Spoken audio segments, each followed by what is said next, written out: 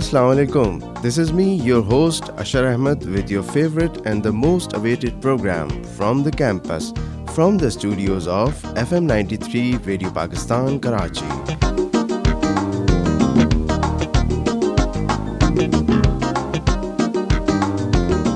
How are you, fellows? How are you spending your life, your studies, your activities? I hope you are doing good and must be in a good state of health.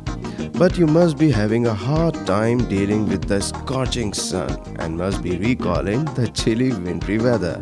Well, as a friendly advice, I would like to share some precautions with you in order to cope with the hot weather. Firstly, do not go outside in hot days if not necessary. Drink plenty of fluids, especially carry a bottle of water always with you. Wear hats, sunglasses and loose-fitting, especially cotton clothes. Stay indoors as much as possible. If you should, try not to go out between 11 am to 4 pm. Make sure your meals are well balanced and light. Avoid the oily and fried foods. Fruits, vegetables, salads and yogurt are the foods especially suggested by the health specialists. Lastly and more importantly, take shower frequently. Do face wash and try to keep yourself fresh. Of course, these tips are not going to cool the hot days, however, will help you to manage with them.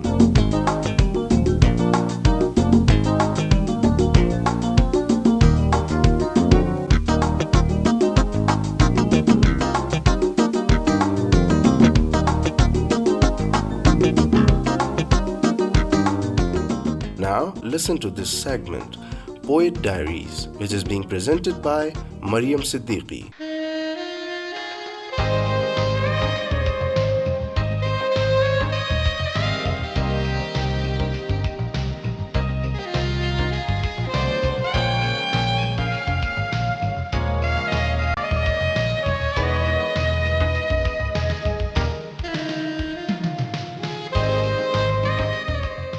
And death shall have no dominion. Dead man naked, they shall be one with the man in the wind and the west moon. When their bones are picked clean and the clean bones gone, they shall have stars at elbow and foot. Though they go mad, they shall be sane. Though they sink through the sea, they shall rise again. Though lovers be lost, love shall not, and death shall have no dominion. These were verses from one of Dylan Thomas' famous poem, And Death Shall Have No Dominion. Hi, my name is Mariam Siddiqui and I welcome you all to our segment Poet Diaries. Today I'll be talking about Dylan Thomas. Dylan Thomas was born on 27th October 1914 in Swansea, the son of Florence Hannah, a seamstress, and David John Thomas, a teacher. His father had a first-class honours degree in English from University College and ambitions to rise above his position teaching English literature at a local grammar school.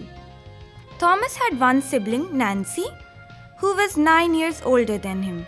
The red brick semi-detached house at 5 CWM Donkin Drive, in which Thomas was born and lived until he was 19, had been bought by his parents in the respectable area of the Uplands a few months before his birth. His childhood was spent in Swansea with summer trips to Carmarthenshire to visit Fernhill, a dairy farm owned by his maternal aunt Anne Jones, the memory of which is used for the 1945 lyrical poem Firm Hill. Thomas had bronchitis and asthma in childhood and struggled with these throughout his life. Thomas was indulged by his mother and enjoyed being mollycoddled, a trait he carried into his adulthood, and he was skillful at gaining attention and sympathy. Thomas's formal education began at Mrs. Hole's Dame School, a private school on Mirador Crescent, a few streets away from his house. He described his experience there in quite early one morning. Never was there such a dame school as ours, so firm and kind and smelling galoshes, with the sweet and fumbled music of the piano lessons drifting down from upstairs to the lonely schoolroom, where only the sometimes tearful wicket sat over undone sums, or to repent a little crime. The pulling of a girl's hair during geography, the sliced skin kick under the table during English literature. Thomas was a teenager when many of his poems for which he became famous were published.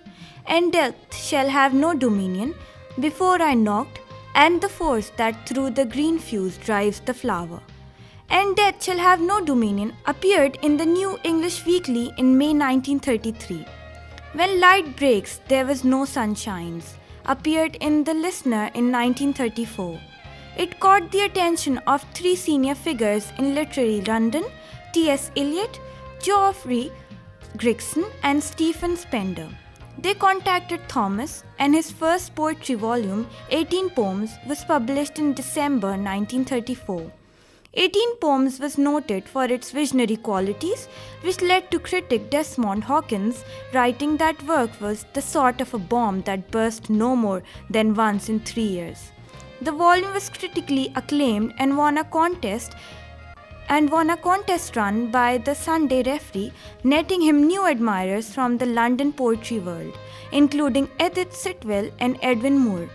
The anthology was published by Fortune Press, in a part a vanity publisher that did not pay its writers and expected them to buy a certain number of copies themselves. A similar arrangement was used by other new authors, including Philip Larkin. In December 1935, Thomas contributed the poem The Hand That Signed the Paper to issue 18 of the bi-monthly New Verse. In 1936, his new collection, 25 Poems published by J.M. Dent, also received much critical praise. In all, he wrote half his poems while living at CWM Donkin Drive before moving to London. It was the time that Thomas's reputation for heavily drinking developed. By the late 1930s, Thomas was embraced as the poetic herald for a group of English poets, the New Apocalyptists. Thomas refused to align himself with them and declined to sign their manifesto. He later stated that he believed they were intellectual muckpots leaning on a theory. Despite this, many of the group, including Henry Treece, modeled their work on Thomas. Thomas married Kathleen at the Registrar Office in Penzance, Cornwall on 11 July 1937. In early 1938, they moved to Wales, renting a cottage in the village of Lawhorn, Carmarthenshire. Their first child, Llewellyn Edward, was born on 30th January 1939. In 1939, The Map of Love appeared as a collection of 16 poems and 7 of the short stories published by Thomas in the magazines since 1934. 10 stories in his new book, Portrait of the Artist as a Young Dog, 1940, were based less on lavish fantasy than The Map of Love and more on real-life romances featuring himself in Wales. Sales of both books were poor, resulting in Thomas living a meager feast from writing and reviewing. At this time, he borrowed heavily from friends and acquaintances. Hounded by creditors, Thomas and his family left Lawhorn in July 1940 and moved to the home of critic John Davenport in Marshfield. There, Thomas collaborated with Davenport on the satire The Death of the King's Canary, though the work was not published until 1976. At the outset of the Second World War, Thomas was worried about conscription and referred to his ailment as an unreliable lung. Coughing sometimes confined him to bed, and he had a history of bringing up blood and mucus. After initially seeking employment in a reserved occupation, he managed to be classified grade 3, which meant that he would be among the last to be called up for service. Saddened to see his friends going on active service, he continued drinking and struggled to support his family. He wrote begging letters to random literary figures asking for support, a plan he hoped would provide a long-term regular income. However, Thomas supplemented his income by writing scripts for the BBC, which not only gave him additional earnings but also provided evidence that he was producing essential war work. In February 1941, Swansea was bombed by the Luftwaffe in a 3-night blitz. Castle Street was one of the many streets that suffered badly. Rows of shops, including Cardamom Cafe, which was also destroyed. Thomas walked through the bombed-out shell of the town centre with his friend Beatrix. Upset at the sight, he concluded, "Our Swansea is dead." Soon after the bombing raids, Thomas wrote a radio play, Return Journey Home, which described the cafe as being razed to the snow. The play was first broadcast on 15 June 1947. The Cardamom Cafe reopened on Portland Street after the war. In May 1941, Thomas and Kathleen moved to London, leaving their son with his grandmother at Blashford in Hampshire. Thomas hoped to find employment in the film industry and wrote to the Director of Films Division of the Ministry of Information. After being rebuffed, he found work with Strand Films, providing him with his first regular income since the Daily Post. Strand produced films for the MOI. Thomas scripted at least 5 films in 1942. This is Colour, A History of the British Dyeing Industry, and New Towns for Old, on post-war reconstruction. These Are the Men, 1943, was a more ambitious piece in which Thomas's verse accompanies Leni Riefenstahl's footage of an early Nuremberg rally. Conquest of a Germ, 1944, explored the use of antibiotics in the fight against pneumonia and tuberculosis. Our Country, 1945, was a romantic tour of Britain set to Thomas's poetry. In 1944, with the threat of German flying bombs on London, Thomas moved to the family cottage in Blind, CWM, near Langane, where Thomas resumed writing poetry, completing Holy Spring and Vision and Prayer. In September, Thomas and Kathleen moved to the New Quay in West Wales, which inspired Thomas to pen the radio piece Quite Early One Morning, a sketch for his later work Under Milkwood. One of the poetry written at his time of note is Fernhill, believed to have been stated while living in New Quay, but completed at Blaine CWM in mid-1945. Although Thomas had previously written for the BBC, it was a minor source of income and the occurrences intermittent. In 1943, he wrote and recorded a 15-minute talk entitled Reminiscence of Childhood for the Welsh BBC. In December 1944, he recorded the Quite Early One Morning, produced by Aneurin Talfon Davies, again for the Welsh BBC, but when Davies offered it for national broadcast, BBC London turned it down. On 31st August 1945, the BBC Home Service broadcast Quite Early One Morning, and in the 3 years beginning October 1945, Thomas made over 100 broadcasts for the corporation. Thomas was employed not only for his poetry readings but for discussions and critiques. The boathouse, Law Harney, was the Thomas family home from 1945. In the center of a cluttered whitewashed room stands a red table with 2 chairs. Behind is a double window with simple brown curtains. Writing paraphernalia is strewn across the room. By late September 1945, the Thomases had left Wales and were living with various friends in London. The publication of Death and Entrances in 1946 was a turning point for Thomas. Poetic and critic Walter J. Turner commented in The Spectator, "This book alone, in my opinion, ranks him as a major poet." On the evening of 27th October, Thomas attended his 39th birthday but felt unwell and returned to his hotel within an hour. The next day he took part in Poetry and the Film, a recorded synopsis at Cinema 16 with well-known panelists. Thomas was admitted to the emergency ward at St. Vincent's Hospital at 1:58 am. He was comatose, and his medical notes state that impression upon admission was acute alcoholic encephalopathy, damage to the brain by alcohol, for which the patient was treated with response. Kathleen flew to America the following day and was taken to the hospital, by which a tracheotomy had been performed. Her reported first words were, "Is the bloody man dead yet?"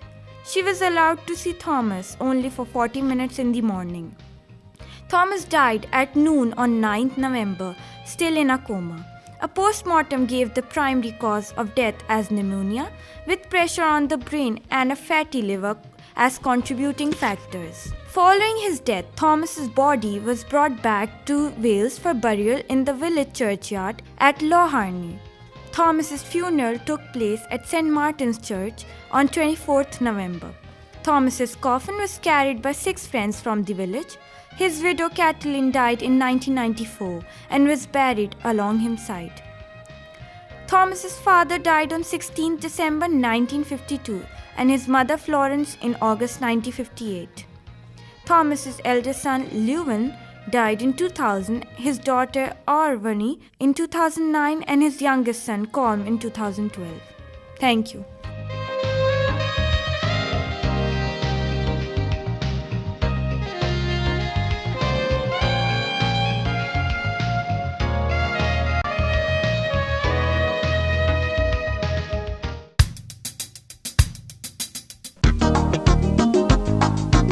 You're listening to program from the campus on FM 93 Radio Pakistan Karachi with me, your host Ashar Ahmed.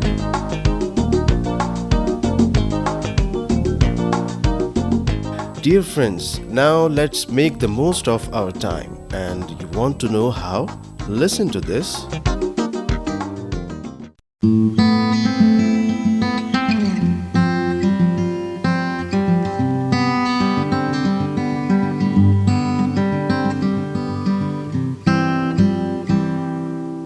Assalamu alaikum listeners. This is Tahamala and today's topic is about social media and network. For those who are not clear about social media, it is a platform which allows people from different corners of the world to interact with each other through text, videos, photos, etc. People can also share their views with others.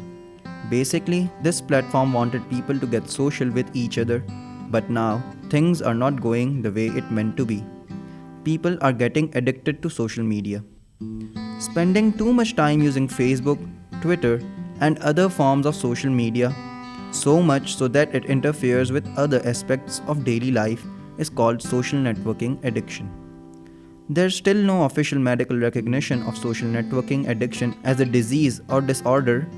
Still, the cluster of behaviors associated with heavy or excessive use of social media has become the subject of much discussion and research. Addiction usually refers to compulsive behavior that leads to negative effects. In that context, a social networking addict could be considered someone with a compulsion to use social media to excess, constantly checking Facebook status updates or stalking people's profiles on Facebook, for example, for hours on end. But it's hard to tell when fondness for an activity becomes a dependency and crosses the line into a damaging habit or addiction. Researchers at Chicago University concluded that social media addiction can be stronger than addiction to cigarettes and alcohol following an experiment in which they recorded the cravings of hundreds of people for several weeks. But what's wrong with all this, you might ask? At the end of the day, nobody gets hurt if somebody spends too much time on Facebook, Instagram, Snapchat or Twitter. But unfortunately, people do get hurt. Just not visibly, in the obvious sense. A person who is so obsessed with his Facebook status that he has to check it every few minutes is not going to be very productive at work. And even if he does his work, it would be of mediocre level or even less. I would not suggest that we all go back to an age before computers. Yes, Facebook can be great for catching up with your friends and family. Yes, Twitter can be fun and amusing. The only point is that you have to know what you're dealing with. Social media is the equivalent of candy for the brain.